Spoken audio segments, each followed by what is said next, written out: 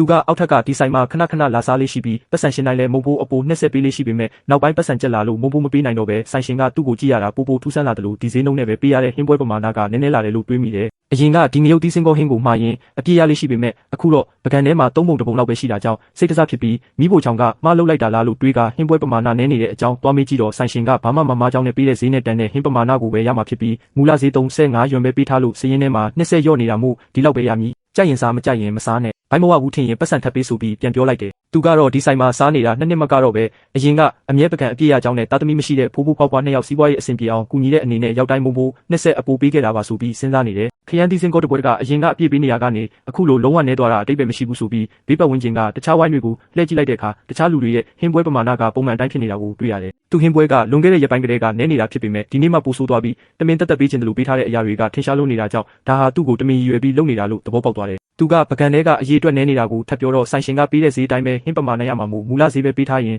မုံဖိုး20ရော့နေတဲ့အတွက်ဒီလောက်ပဲရမယ်စားကျင်စားမစားကျင်ရင်ပတ်စံထပ်ပေးလို့ထပ်ပြောတာကြောင့်ဆိုင်ရှင်ကမုံဖိုး20ကိုပဲစိတ်ထဲထားနေမှန်သူသိလိုက်ရတယ်သူကတကယ်တော့ကောင်းမှုကုသိုလ်လုပ်ရတာကြိုက်လို့တက်နိုင်တဲ့လောက်ကူညီပေးခဲ့တာဖြစ်ပြီးမှန်မှန်ပြောရရင်ဒီဆိုင်ကဟင်းရတာကပုံမှန်ပဲဆိုပေမဲ့တတ်သမီမရှိပဲရုန်းကန်နေရတဲ့အဖိုးဖွား2ယောက်ကိုတနာလို့အမြဲလာစားပေးုံတင်မကအခမဲ့ကြော်ညာပေးခဲ့တာကြောင့်လွန်ခဲ့တဲ့2နှစ်အတွင်းပုံမှန်ဖောက်တယ်တွေအများကြီးရရှိအောင်ကူညီပေးနိုင်ခဲ့တယ်တခြားလူတွေကလည်းသူလိုပဲကောင်းမှုလုပ်ရတာကြိုက်ပြီးဘာပဲဖြစ်ဖြစ်စားရမှာမို့လို့ဒီမှာပဲလာစားကြရင်နဲ့ပိတ်တော့မဲ့ဆိုင်လေးဟာသူတို့ရုံးဝန်ထမ်းတွေကြောင့်ပြန်လည်တက်ဝင်လာခဲ့ရတာဖြစ်တယ်အဖိုးဖွားတွေကိုချမ်းသာအောင်မကူညီနိုင်ရင်တောင်စားဝတ်နေရေးအတွက်တော့အဆင်ပြေစေခဲ့ပြီးပတ်စံရှင်တိုင်းလည်းမုံဖိုး20အပူပေးလေးရှိရာဆိုင်ရှင်တွေကညင်းပေမဲ့လွန်ခဲ့တဲ့တစ်ပတ်အထိတူဆက်ပေးခဲ့တယ်ဒါပေမဲ့နောက်ပိုင်း store share ရတဲ့ပတ်စံတွေပိတ်မိသွားလို့ငွေကြေးကျက်တဲသွားတာကြောင့်မုံဖိုးမပေးနိုင်တော့ပဲဟင်းသီးဟင်းရွက်ဈေးတွေမကျသေးဘူးမင်းတခုခုမေးနေလားလို့ဆိုင်ရှင်ကမေးတာကိုပတ်စံစကန်ဖတ်ပြီးပြီလို့ပြန်ပြောခဲ့မိတာကိုတတိယသွားတယ်အဲ့ဒီနောက်ပိုင်းဒုတိယမြောက်နေ့ကစလို့ဟင်းပမာဏတွေစတင်နေပါလာခဲ့တာကိုစဉ်းစားမိပြီးသူကဒေါသထွက်လွန်းလို့ရဲပင်ရဲချင်းသွားကစိတ်ကောင်းရှိပုံရတဲ့ဒီအဖွားကြီးကဒီလိုကိစ္စအသေးအဖွဲပေါ်မှာစိတ်တူတက်လိမ့်မယ်လို့မထင်ထားခဲ့တာကြောင့်ဒီအကြောင်းကိုရှင်းရှင်းလင်းလင်းဖြစ်အောင်အပြတ်သက်မင်းမြန်ပြောဆိုလိုက်တော့တယ်သူကမုံဖိုး20ဆိုတာအဖွားကိုမုံဖိုးအနေနဲ့ပေးတာဖြစ်ပြီးဟင်းရဲ့တန်ဖိုးထဲမှာမပါတယ်လို့ပေးတာမပေးတာကသူ့ရဲ့ကိုယ်ပိုင်လွတ်လပ်ခွင့်ဖြစ်လို့ဘယ်သူမှလာတင်းကျပ်လုပ်လို့မရကြောင်း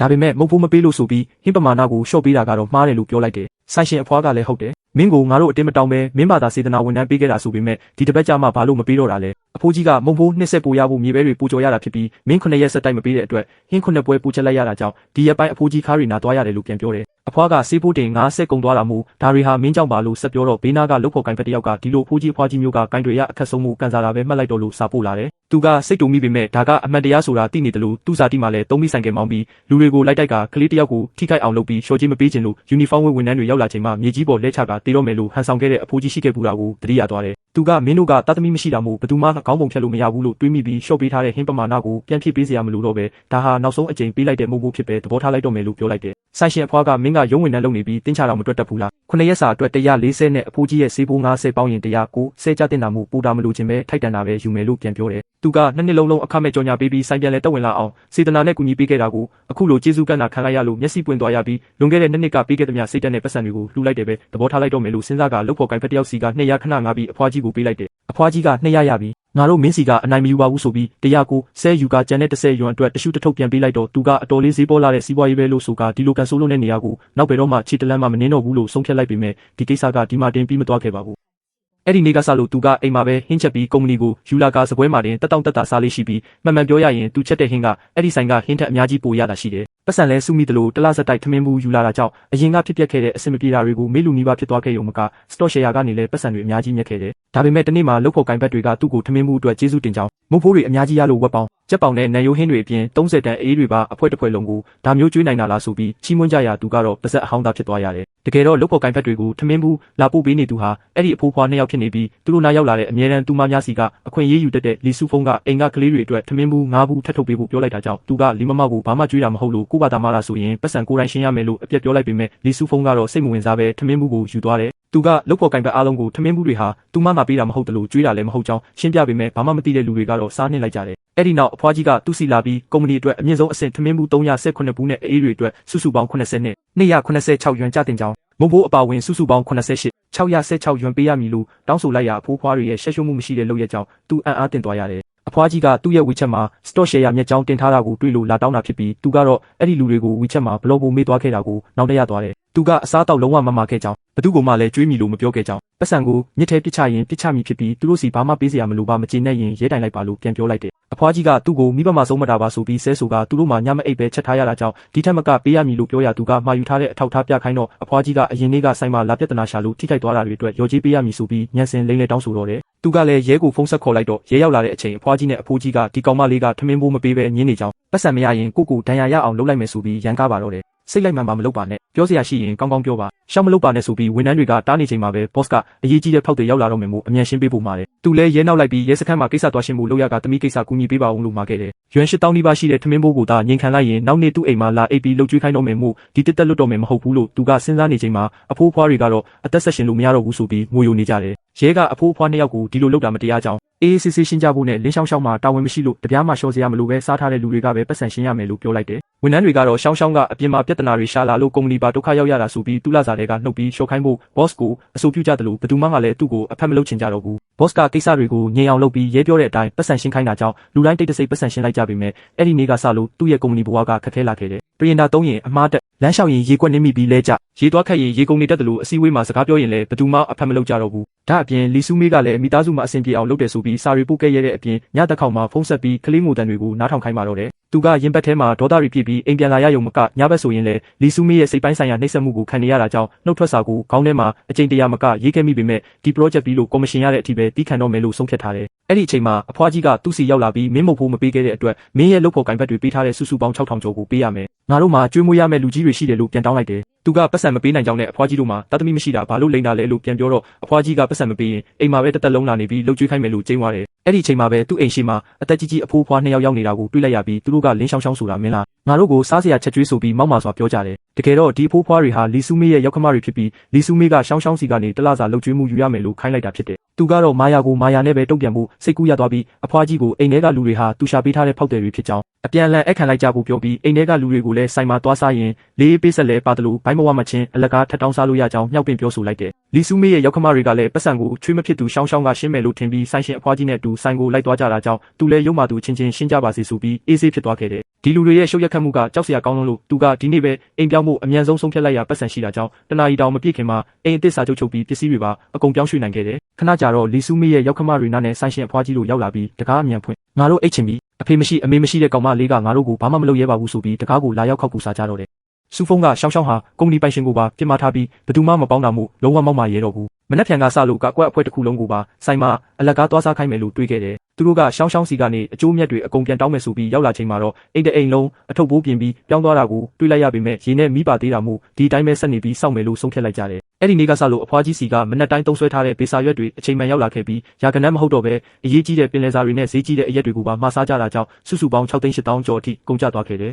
လီဆူဖုံးကရှောင်းရှောင်းနားလာခဲ့ပြီးရောက်ခမတွေကိုတလပြုစုပေးဖို့ပြောထားတာကိုမလုပ်ပေးဘူးလို့ဆွဆွဲရရှောင်းရှောင်းကသူဘာမှကတိမပေးခဲ့ကြောင်းပြန်ပြောတယ်လီဆူဖုံးကလုပ်ငန်းခွင်မှာဝန်ထမ်းတွေကိုမပြစ်မှားဖို့တင်ကန်းစာပေးတာဖြစ်ပြီးဘေးတွေကိုအေးဆေးပေးလိုက်ပါလို့ရွှေပြောင်ပြောင်ပြောတဲ့အခါရှောင်းရှောင်းကသူ့အိမ်ကိုမတရားကျူးကျော်ဝင်ရောက်ခဲ့တဲ့တပ်တွေဗီဒီယိုတွေရှိနေတာကြောင့်ရဲတိုင်လိုက်ပြီလို့ပြန်ပြောလိုက်တယ်ခဏအကြာမှာပဲရောက်ခမတွေစီကရဲကဖမ်းထားပြီဖြစ်ကြောင်းအမြန်လာခဲ့ဖို့ဖုန်းလာတာကြောင့်လီဆူဖုံးမှာအထိတ်တလန့်ဖြစ်သွားရတယ်လီဆူဖုံးကချက်ချင်းအတန်ပြောင်းသွားပြီးသူမိုက်မဲမိတာပါဆိုပြီးတောင်းပန်ကအိမ်လာခနဲ့ရေပိုးမီးပိုးတွေကိုနှစ်ဆပြန်ပေးပါမယ်ကုမ္ပဏီမှာလည်းကူညီပေးပါမယ်ဆိုပြီးကိစ္စတွေကိုကြေးပေးဖို့အတနာခံတောင်းပန်လိုက်ရပါတော့တယ်သူမကအပျက်စီးခံကနှစ်ဆပြန်ပေးပါမယ်လို့သဘောတူလိုက်ပြီးဒါကိုလင်းယောက်ျားသိသွားရင်သူ့ကိုဆုံးမတော့မှာပဲလို့ပြောရှာတယ်သူလည်းကြေးပေးလိုက်ပြီးပြောင်းရွှေ့လိုက်တဲ့အိမ်တစ်မှာအေးဆေးတောက်ရည်နွေးချမ်းတောက်ကကုမ္ပဏီစီထွက်စာတင်လိုက်ပေမဲ့နှစ်ရက်အကြာမှာတော့အိမ်ဟောင်းကအိမ်ချမ်းမြေအေဂျင်စီကနေတကားတောက်ရိုက်ဖြတ်ခံရပြန်ပြီးဆိုတဲ့ဖုန်းဝင်လာတယ်အေဂျင့်ကသူတို့တနေ့ကုန်တညလုံးလာဆောင်ပေမဲ့မတွေ့တာကြောင့်တကားကိုအတင်းရိုက်ဖြတ်ပြီးဝင်သွားကြတာဖြစ်လို့ရဲတိုင်ပေးရမလားလို့မေးတဲ့အခါသူကခဏစောင့်ကြည့်ဖို့ပြောလိုက်တယ်အဲ့ဒီနောက်ဆိုင်ရှင်အဖွားကြီးစီကဖုန်းဝင်လာပြီးရွမ်6,800,000ဘေးကိုအမြန်ရှင်းပေးဖို့ချင်း600သူကတော့စားတဲ့လူစီပဲတောင်းဖို့နဲ့သူ့ရဲ့ရွမ်600တန်တကားတောက်အတွက်ရှော့ချေးပေးဖို့ပြန်ပြောလိုက်တယ်အဖွားကြီးကရှော့မပေးချင်တာကြောင့်သူကတနာရီအတွင်းရှော့ချေးမရရင်ရဲတိုင်မီဖြစ်ကြောင်းနဲ့လီဆူမေးရဲ့ရောက်ခမတွေအိမ်ပြောင်းတော့မယ်လို့လိညာပြောဆိုလိုက်ရအဖိုးကြီးမှာထိတ်လန့်သွားပြီးတကားဘိုး1000ချက်ချင်းလွှဲပေးလိုက်တယ်အဲ့ဒီနောက်လီဆူမေးကရဲစခန်းကနေရောက်ခမတွေကိုခေါ်ထုတ်လာပြီးတဲ့နောက်သူ့ကိုဒေါသတကြီးစာတွေပို့ပြီးလက်စားချေမယ်လို့ချင်းချောက်ခဲ့တယ်လုပ်ဖို့ကိုင်ဖက်တယောက်ကသူ့စီဗီဒီယိုပို့ပေးရမှာလီဆူမေးဟာရောက်ခမတွေအပြင်ဆွေမျိုးတွေကိုပါခေါ်ပြီးဟိုဆိုင်မှာအလကားသွားစားနေကြတာကိုတွေ့လိုက်ရတာကြောင့်ဆိုင်ရှင်အဖွားကြီးတို့ကိုအပြတ်သက်ဒုက္ခပေးဖို့ပြန်လဲကြံစီနေကြမှန်းသူသဘောပေါက်သွားခဲ့ပါတယ်သူတို့တွေကနာကြီးသမျှပြဿနာအလုံးကိုသူ့ပေါ်ပုံချပြီးနောက်ဆုံးမှာသူပဲပတ်စံရှင်းမယ်လို့ယုံကြည်နေကြတာဖြစ်လို့ဒီလိုပွဲကောင်းကိုမလွတ်တမ်းကြည့်ဖို့အရှိကကော်ဖီဆိုင်မှာသူထိုင်ကြည့်နေခဲ့တယ် မကြမီမှာပဲလီဆူဖုန်းနဲ့အဖွဲ့တွေရောက်လာပြီးခန်းနာစွာမှာတောက်ကြတယ်လို့လီဆူဖုန်းကလည်းသူ့စီစာပို့ပြီးဒီနေ့ငိုရအောင်လုပ်ပြမယ်လို့ချင်းချောက်လိုက်သေးတယ်တနာကြီးကျော်လောက်ကြာတော့ဆိုင်ထဲကနေအတန်ကုန်အော်ဟစ်ရန်ဖြစ်တန်တွေထွက်ပေါ်လာပြီးအဖွားကြီးကတလားလုံးအဆင်မြင့်ပင်လယ်စာနဲ့အရက်တွေလာတောက်ပြီးရွမ်ခု2သိန်းဖိုးမကကုံအောင်စားထားတာမို့ပတ်စံမရှင်ပဲဘသူမှဆိုင်ထဲကထွက်မသွားရဘူးလို့ပိတ်ထားလိုက်တယ်လီဆူဖုန်းတို့ဘက်ကလည်းသူတို့အစကတည်းကအလကားလာစားတာလို့ပွင့်ပွင့်လင်းလင်းပြောထားတယ်လို့အဖွားကြီးကိုယ်တိုင်ကတယောက်ယောက်ပတ်စံရှင်းမယ်ဆိုပြီးစားကျင်တာစားဖို့ပြောခဲ့တဲ့အတန်ဖိုင်တက်တည်ရှိတာကြောင့်သူတို့မှပတ်စံပေးစရာအကြောင်းမရှိပဲဒါဟာအဖွားကြီးဘာသာစေတနာဝန်ထမ်းကျွေးမွေးတာဖြစ်လို့လာလိမ့်လေလို့မရဘူးလို့ပြန်လဲဆွဆွဲကြတော့တယ်သုံးပွင့်ဆိုင်အငင်းပွားမှုမှာဘသူမှပတ်စံမရှင်းခြင်းပဲသူမများစီပြဿနာပုံချဖို့ပဲစူးစမ်းနေကြတာကြောင့်ဒီရွမ်ခု2သိန်းဖိုးအကျွေးဆိုကြီးဟာနောက်ဆုံးမှာတော့အကြီးကျယ်ပောက်ကွဲထွက်သွားပြီးအဖွားကြီးနဲ့အဖိုးကြီးတို့ဟာဒေါသထွက်လွန်လို့လက်တွေပါတုံရင်နေပါတော့တယ်လီဆူဖုန်းမိသားစုရဲ့ရောင်းရဲမှုမရှိပဲသူမရားစီကအခွင့်အရေးယူတတ်တဲ့ရုပ်ပြစင်းပြက်မျက်နှာဖုံးတွေကိုကြည့်ရင်တက်ပြင်းချမိတယ်လို့အပင်ပန်းခံစူဆောင်းထားတဲ့ပင်စင်လာစာတွေအကုန်ပါသွားတာကိုမြင်တော့အဖိုးအဖွား2ယောက်ခမတိတ်တဆိတ်မျက်ရည်ကျရရှာတယ်ဒါပေမဲ့လီဆူဖုန်းဆွေမျိုးတွေရဲ့လွန်လွန်ကဲကဲတောင်းဆိုမှုတွေကြောင့်အဖိုးအဖွား2ယောက်ပောက်ကွဲသွားပြီးဒါဟာယွန်သိန်းနဲ့ချီကုန်ကြထားတာဖြစ်လို့ဒီလောက်ပတ်စံအများကြီးကိုဘယ်ကနေတွားရှာရမလဲလို့ငိုယူတော့တယ်လီဆူဖုန်းကလင်းရှောင်းရှောင်းစီတွားတောင်းဖို့အဖိုးအဖွား2ယောက်ကမိန်းကလေး1ယောက်ကိုမကင်တွယ်နိုင်စရာမရှိကြောင်းနဲ့စတော့မှာမြတ်ထားလို့ပတ်စံရှိတာမို့မပေးရင်ငိုပြမကြမ်းမာတယ်လို့ဟန်ဆောင်ပြလိုက်လို့ခိုင်းပြန်တယ်အဖိုးကြီးကတော့သူ့ကိုလှည့်စားတာမခံနိုင်တော့ပဲအရင်ကတကားဖိုးရွမ်6ရအလားကားကုံသွားရုံမကအခုရှောင်းရှောင်းပဲပြောင်းသွားမှန်းတောင်မသိတာကြောင့်ပတ်စံသွားတောင်းလို့မရတော့ကြောင်းနဲ့စကားလမ်းကြောင်းမလွဲပဲစားထားတဲ့ပတ်စံတွေကိုချက်ချင်းပြန်ရှင်းပေးဖို့စကားအခြေတင်ပြောကြတယ်ဘေးပတ်ဝန်းကျင်ကလည်းလာကြည့်ကြပြီးအဖွားကြီးတို့ဘက်ကအားနည်းသူတွေကိုအနိုင်ကျင့်ကမုတ်ဘိုးတွေပါမတရားဈေးတင်တောင်းတယ်လို့ဆွဆွဲတယ်လို့လီဆူဖုန်းရဲ့ရောက်ခမတွေကလည်းပင်လယ်စာအမြင့်စားတွေကိုဆိုင်ရှင်ဘက်ကတမင်ရောင်းချခြင်းလို့မြောက်ပင်ပြီးကျွေးခဲ့တာဖြစ်ကြောင်းအခုဆိုရင်အာဟာရတွေအလွန်မင်းစားခဲ့ရလို့ခန္ဓာကိုယ်ပါပျက်စီးနေပြီဖြစ်လို့ရုပ်ပိုင်းဆိုင်ရာထိခိုက်မှုအတွက်ပြန်လဲလျှော်ကြေးမတောင်းတာတောင်ကံကောင်းတယ်လို့အရှက်မရှိပြန်လဲဆွဆွဲတာကြောင့်အဖွားကြီးတို့လင်မယားကတကိုယ်လုံးမအီမတာဖြစ်လာတယ်ဆိုပြီးဟန်ဆောင်နေကြပါတော့တယ်လီဆူဖုန်းရဲ့ရောက်ခမတွေကလည်းဒီလိုချင်းဆိုင်ရဲ့လိမ့်လဲလှည့်ဖျားမှုကိုမခံနိုင်တော့ပါဘူးဆိုပြီးအော်ဟစ်ငိုယိုနေပြီးလီဆူဖုန်းတို့ဘက်ကတော့ဒါဟာဆိုင်ဘက်ကတမင်အခွင့်အရေးယူရောင်းချခဲ့တာမို့ပတ်စံတပြားမှမပေးနိုင်တယ်လို့လင်းရှောင်းရှောင်းစီကပဲတောင်းဆိုရမယ်လို့အချင်းချင်းတာဝန်လွဲနေကြတယ်အဲ့ဒီအချိန်မှာပဲတာဝန်ရှိသူတွေရောက်ရှိလာပြီးအခင်းဖြစ်ပွားရနေရာကိုမပျက်စီးစေဖို့တားမြစ်လိုက်တယ်အကုန်လုံးကိုရဲစခန်းခေါ်လာပြီးလင်းရှောင်းရှောင်းကိုပါလာခဲ့ဖို့ခေါ်လိုက်တယ်စုံစမ်းစစ်ဆေးမှုတွေအရလင်းရှောင်းရှောင်းမှာဘာတာဝန်မှမရှိကြောင်းနဲ့ထမင်းဘိုးဘာတစ်ခုမှပေးစရာမလိုပဲထွက်သွားလို့ရပြီလို့အတည်ပြုပေးလိုက်တယ်ဒါအပြင်ဆိုင်ဘက်ကစေတနာတုနဲ့တမင်မြောက်ပင်ရောင်းချခဲ့တာဖြစ်လို့စားသုံးသူတွေမှလည်းပတ်စံပေးချေဖို့တာဝန်မရှိကြောင်းနဲ့ဒါဟာလိမ်လည်မှုဖြစ်လို့ဆိုင်ကိုပါပြန်လည်တရားစွဲဆိုသွားမယ်လို့ပြောလိုက်တာကြောင့်အကျိုးအမြတ်လိုချင်လုံးနဲ့လောဘနဲ့ကိုယ်စီညှက်ဆင်ခဲ့ကြတဲ့လူတွေအားလုံးကိုရှုကိုပတ်သွားကြရတော့တယ်အဖိုးအဖွား2ယောက်ကတော့ကုန်ကြထားတဲ့ယွမ်ခု2သိန်းနီးပါးကိုပြန်ရဖို့အတွက်တရားစွဲဆိုဖို့ဆုံးဖြတ်လိုက်ကြပြီးဇာတိရွာကဆွေမျိုးတွေကိုဖုံးဆက်ကကူညီဖို့အကူအညီတောင်းကြရမှာဆွေမျိုးတွေကလည်းဒီကျွေးကိုပြန်ရအောင်တောင်းပေးနိုင်ရင်တဝက်ခွဲယူမယ်ဆိုတဲ့သဘောတူညီချက်နဲ့ရောက်ရှိလာကြတယ်အဲ့ဒီနောက်ဆွေမျိုးတက်ကောင်းစင်ကြီးနဲ့အတူလီဆူဖုန်းရဲ့အိမ်ရှိအထိတွားရောက်ပိတ်ဆို့ကယွမ်ခု2သိန်းဖိုးစားထားတဲ့ထမင်းဘိုးတွေကိုမရှင်းမချင်း24နာရီလုံးလုံးထွက်မသွားပဲစောင့်နေမယ်လို့အော်ဟစ်ကျင်းဝါကြပါတော့တယ်လီဆူဖုန်းလည်းအိမ်ထဲကနေမထွက်ရဲပဲပုံနေရပြီးသူမကြားစီကအခွင့်အရေးယူလိမ့်လဲခြင်းခဲ့ကြတဲ့လူတွေဟာနောက်ဆုံးမှာတော့ပြဿနာကြီးတွေကနေမယုံထွက်နိုင်ပဲတယောက်နဲ့တယောက်တရားမဝင်ရန်ဆွဲရင်ဒုက္ခလလကြီးတွေ့သွားကြပါတော့တယ်ရဲခေါ်လိုက်ရဲပဲခေါ်လိုက်တော့ဆိုပြီးဝေယုံသုံးကအခြေအနေတွေကြားမှာလီဆူဖုန်းကကျင်းဝါနေတယ်လို့အိမ်ရှိမှာလာရောက်ပိတ်ဆို့နေတဲ့ဆွေမျိုးတွေကလည်းထိခိုက်အောင်မလုပ်ပဲစေးဖို့နဲ့ထမင်းဖို့ပဲအော်တောင်းနေတာကြောင့်ထိမ့်သိမ့်ခံရရင်တော့ခဏပဲမှုလုံးဝမမှုကြပါဘူးတိန်းနီးပါးကုန်ကြထားတဲ့ဘေးတွေနဲ့နေ့စဉ်တောင်းကျမ်းနေမှုတွေကြောင့်ဘသူမှစိတ်အေးချမ်းသာမနေရတော့ပဲစကားပြောလို့မရတော့တဲ့အစုံတရားရုံးမှာပဲအပြည့်ရှင်းဖို့ဆုံးဖြတ်လိုက်ကြတယ်တရားသူကြီးကအမှုတစ်ခုလုံးကိုစစ်စစ်ပြီးနှစ်ဖက်စလုံးမှာအမားကိုစီရှိတာကြောင့်ကုန်ကြစရိတ်စုစုပေါင်းရဲ့တဝက်စီကိုတာဝန်ယူရမယ်လို့တရားဝင်အမိန့်ချမှတ်လိုက်တယ်လီဆူဖုန်းတို့ဘက်ကစုစုပေါင်းဘေးရဲ့တဝက်ကိုပေးဆောင်ရမည်ဖြစ်ရာတဝက်ဆိုလင်းတောင်ယွမ်သိန်းနဲ့ချီပမာဏရှိနေတာကြောင့်တာမန်ပမာဏမဟုတ်ပါဘူးအမိန့်ချပြီးနောက်မှာလည်းပတ်စံပေးရမည်ဘက်ကလုံးဝမကျေနပ်ပဲအယူခံဝင်ကျင်ကြတယ်လို့အဖိုးဖွားတွေရဲ့ဆွေမျိုးတွေကလည်းမူလကတိအတိုင်းရလာတဲ့ပတ်စံရဲ့တဝက်ကိုသူတို့ရတဲ့နယ်ဆိုပြီးလူယူသွားကြတာကြောင့်အဖိုးဖွား2ယောက်မှာစုဆောင်းထားသမျှအကုန်ပါသွားပြီးဒုက္ခရောက်ကြံခဲ့ရတယ်နောက်ဆုံးမှာတော့လီဆူဖုန်းတို့လည်းအကျွေးတွေတင်မကပဲဒုက္ခရောက်ကအင်ဂျီမဲ့ဖြစ်သွားရချိန်မှာလင်းရှောင်းရှောင်းစီစာပို့ပြီးသူတို့မှားသွားကြောင်းနဲ့အိမ်မှာလာရောက်နေထိုင်ခွင့်ပေးဖို့တနာခံတောင်းပန်ကြပါတော့တယ်ဒါပေမဲ့ရှောင်းရှောင်းကတော့သူတို့ရဲ့စေတနာတုတွေနဲ့ခါးသီးတဲ့သင်ခန်းစာတွေကိုရရှိခဲ့ပြီးဖြစ်တာကြောင့်ထပ်မံခွင့်မလွတ်တော့ပဲညှင်းပယ်လိုက်ရာအကျိုးအမြတ်လောဘစောတက်ခဲ့ကြသူအားလုံးဟာကိုရွေးချယ်မှုနဲ့ကိုမရှောင်လွဲနိုင်တဲ့ဝတ်ကြွေးတွေကိုပြန်လည်ပေးဆက်လိုက်ရရင်စက်သိမ်းသွားပါတော့တယ်